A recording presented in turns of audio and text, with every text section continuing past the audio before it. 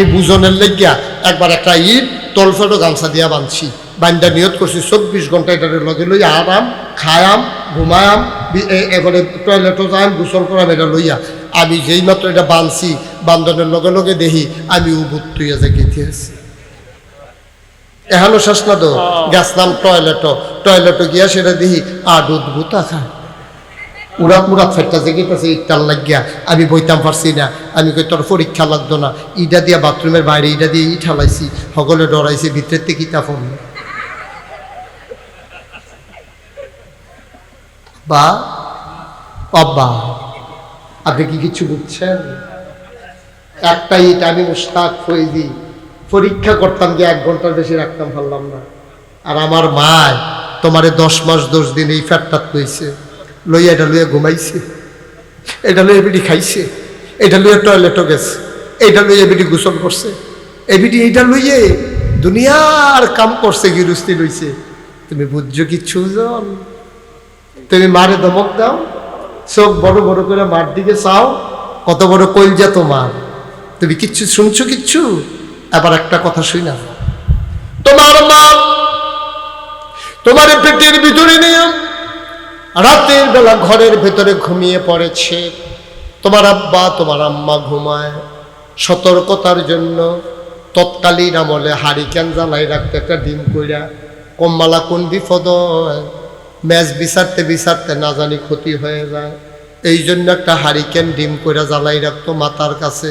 ফলাফাইন রে তোরা এই দৃশ্য দেখছ, তা মুরব্বীরা রেজি গাইস বাপ মাতার কাছে দিয়া হারিকেন জ্বালাই রাখছে, বাপও ঘুমায় মায়ও ঘুমায়, কি এর ঘুম? মার কুদ্দুর পরে পরে ঘুম ভাঙ্গা যাইগায়, তোর আব্বাই যে ঘুম দিছে কড়া ঘুম, কতক্ষণ পরে তোর আব্বাই কাইতুইছে, কাইতুইয়া যে হাত হালাইছে, দেহে যে তোর মায়া তো লাগে না, গেল কো এবারে শক্তি কো সালন দিয়া দেহে হারিকেনটা বাড়াইছে, বাড়াইয়া দেহে মায় নাই, গেল কো তাড়াতাড়ি লাভ দিয়ে উঠছে, উঠতে গিয়া দেখে রুমের কোনো জায়গাত নাই, কোনাটা দিয়া ওই যে ঘরের জানালাটা গিয়া দেখে রে তোর মার জানালার পাল্লাগুলা খুইলা শিকটির ভিতরে দইরা দাঁড়াইয়া দাঁড়াইয়া ফোফাইয়া কান্দে।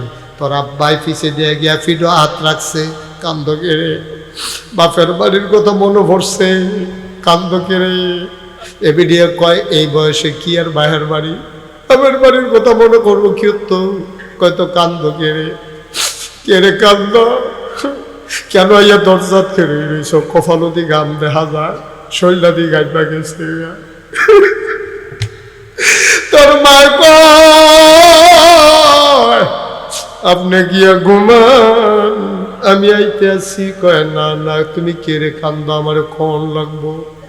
এবার তোর মায় কয় আমি তো ঘুমাই আসলাম, আমিও তো ঘুমাইতাম চাই, কিন্তু কেমনে ঘুমাইতাম, হঠাৎ করে ঘুমের ভিতরে আমার ফেরেতে আটকা আডু দিয়া কলজার ভিতরে গুথা বাড়ছে, আপনি তো ঘুমান, আপনি তো টের পাইছেন না, আমার কলজারা ছিঁড়া গেছে গা, আমি আর ঘুমাইতে পারি না, গাল ভাইয়া পানি পরে শরীরটা গাম দিয়া লাইছে, এলাকা জানালা খুললা বাতাসের ভিতরে দাঁড়াই রইছি। এবার কয় বেশি কষ্ট, কই কেমনে বুঝাইতাম আমার কি কষ্ট। ও কৃষ্ণনগরের মানুষ, ও কলিজার টুকরা যুবক, কোথায় কোথায় মারে ধমক দাও, বউয়ের ফোক করলে আমার লোকে ঝগড়া করো। ও বউয়েরা, কৃষ্ণনগরের বউয়েরা মন দিয়ে শুনো, তোমার জামাইটা আসমানতে নাজিল হইছে না, এবিডিএ ফেডো ধরছে দেখা তোমার জামাই হইছে। আজ যা তুমি জামাই হলো হইছ, এবিডির ফুতেরে এবিডির তালগা করতা চাও, জান্না রাজ্য ক্ষেতের সাহা ক্ষেত ভাঙ্গে, লাইলো তৈল্লা কেউ ভাঙ্গে না। তুমি যা এবিডির ফুতের এবিডির তালগা করতা চাও, যেই দিন তোমার ফুতের বউয়ে তোমার ফুতেরে তোমার তালগা করব, সেই দিন টের পাইবা মা কি জিনিস।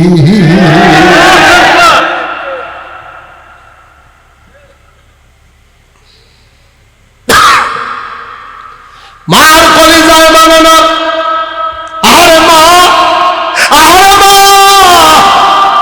এ এই মা যারা কবরে শোয়াইছো, আমার আব্বা আছেন, আব্বা নাই আম্মা আছেন। মাঝে মাঝে যখন মাহফিলে যাই, মানুষগুলা যখন হাত বাড়াইয়া ধরতে চায়, হুজুর হাতটা দেন ধরি, বাবার লাগে একটু দোয়া করে দিয়েন, আমি তখন কান্দি। আমি মানুষের আব্বার লাগে দোয়া করি, আমার আব্বার লাগে আমি কার কাছে দোয়া চাইতাম? আমি সইতে পারি না।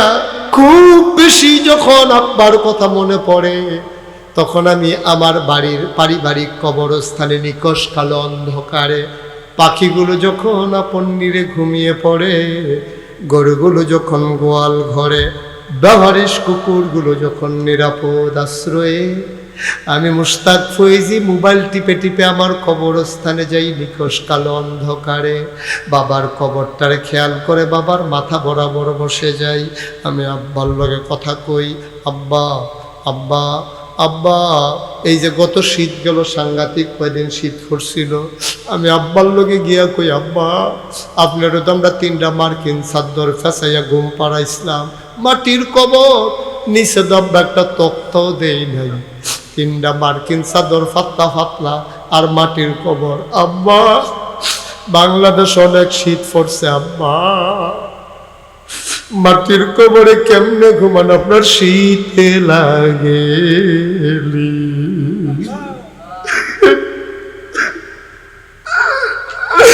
আরে আমার আব্বার দেখে, আব্বা আব্বা আপনি কেমনে ঘুমান আব্বা? আমার আব্বা কথা কয় না। আমি আব্বারে কই, আব্বা আমার তো মজার মজার খাবার খাই, যেখানে যাই ওরা জিজ্ঞেস করে হুজুর কি পছন্দ করে, ওরা যাই না আমার জন্য রান্না করে। আমি কি খাই জানি না, আমার পিএসরি জিগায় কত দূরের থেকে গিয়ে খানা আনে রে। আমি আব্বারে কই, আব্বা আমি তো মজার মজার খাবার খাই, আপনি জান্নাতে কি খান আব্বা? আপনারা জান্নাতে খাবার দিছেনি? আমার আব্বা একটা কথাও কয় না রে। আমি কত কথা কই, আমি কাঁদতে কাঁদতে অস্থির হয়ে যাই। আমার আব্বা একটা কথার জবাবও দেয় না। আমি কাঁদতে কাঁদতে বিছানায় যাই, আমি ঘুমাইতে পারি না। এমন আব্বা যারা কবরে শোয়াইছো, আমার আম্মা বেঁচে আছে। আমি আম্মারে যখন বলি আম্মা মাহফিলে যাই, আম্মা আমার দিকে তাকাইয়া কান্দে। আমি বলি আম্মা কান্দো কেন? বাবা তুমি যখন মাহফিলে যাও কত খবর পাই, অ্যাক্সিডেন্টের খবর, কত বাস উল্টাই যায়, গাড়ি উল্টাই যায়। আমার তো ভয়ে ভয়ে থাকি, না জানি তোমার কোনো বিপদ হয়ে যায় নাকি। আমার আম্মা কান্দে। আমি মায়ের কান্দন দেখে আমিও কান্দি। আমার মা আমারে জিজ্ঞেস করে, বাবা তুমি কান্দো কেন? আমি বলি, মা ও মা তুমি তো আমার জন্য কান্দো, আমি না আসলে ঘুমাও না, এমন একদিন হবে গো আম্মা তুমি তো এই দুনিয়ায় থাকবা না, তুমি থাকবা না গো আম্মা। সেই দিন আমি যদি জীবন বাড়িতে আর নাও যাই, কেউ অপেক্ষা করবে না, অপেক্ষা করবে না। ও কৃষ্ণনগরের ভাইরা, ও কলিজার টুকরা বাবারা, সবাই মিলে আজকে মায়ের জন্য দোয়া করব, বাবার জন্য দোয়া করব। একটা ছেলেও যেন কোনো মায়ের দিকে চোখ বড় বড় করে না তাকায়, ওয়াদা করব। সবাই মিলে আজকে ভিক্ষা চাইব, আল্লাহ যেন জীবনের গুনাহগুলো মাফ করে দেয়, বলো আমিন। সবাই নামাজের মতো করে বসে।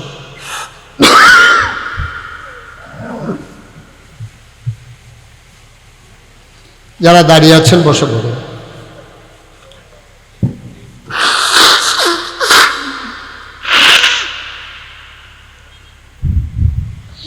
যারা দাঁড়িয়ে আছেন একজনও দাঁড়াই থেকে না, এখন আমরা তওবা করব।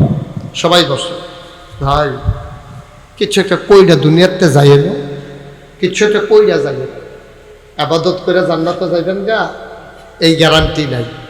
ভাই কিচ্ছু করতেন পারেন না, নবীজি কি কইছে কইছে তো গীতা করতেন কইছে নবীজি কয় তুমি একটা মুরগা কিনছো, তোমার ভাইয়ের ভাই খুব গরিব মানুষ, ভাত খাইতে ভাত ফা না, তোমার ঘরে যখন মুরগা রান্না হইতে আছে সুইটটারি কান্দে, আম্মা মুরগা খান, মায় দিছে মায় ভাত ফাস না মুরগা খাইনি। নবীজি কয় ও তোমার ফোরান ফুরে না, তুমি একটা কাম করো, তোমারও তো বড় ছুটতে বেশি মুরগা দিবা করতে, ওদের ঝোল বাড়াই দিও, কয়টা আলু দিও, দিয়া সেটা তরকারিটা হইলে এটা নিজে কান্দে একটা বাড়িত করে ওদের ঝোল আর 2টা আলু দিয়াইও, তো যেন তুমি তারে শরীক হইলা। সুবহানাল্লাহ কইতেন না? এর দূর তো আমরা ফারাম, এর দূর আমরা ফারাম নেই। এই কৃষ্ণনগরের এই যে সংগঠন, কি নাম সংগঠন? মায়ের দোয়া। ও মাশাআল্লাহ, এই যে মায়ের দোয়া সংগঠন, এই যুবকেরা তালিকা করবা ঈদের সময় কার গরো সেমাই কিনে হইছে না, কার চিনি কিনে হইছে না, 10টা গড় ফায়াম নইলে 20টা গড় ফায়াম, আমরা হগলে মিললা 20টা গড়, আধা কেজি সেমাই, 1 কেজি চিনি, অল্প কুদর কিশমিশ, দারচিনি, লং, তেজপাতা আমরা দিতাম ফারাম, আমরা লোকে তারাও খাইব, পারতাম না আমরা ইনশাল্লাহ? ইনশাল্লাহ। এইভাবে মায়ের দোয়া সংগঠন যেন আগাই যায়, এটা আমার চাওয়া।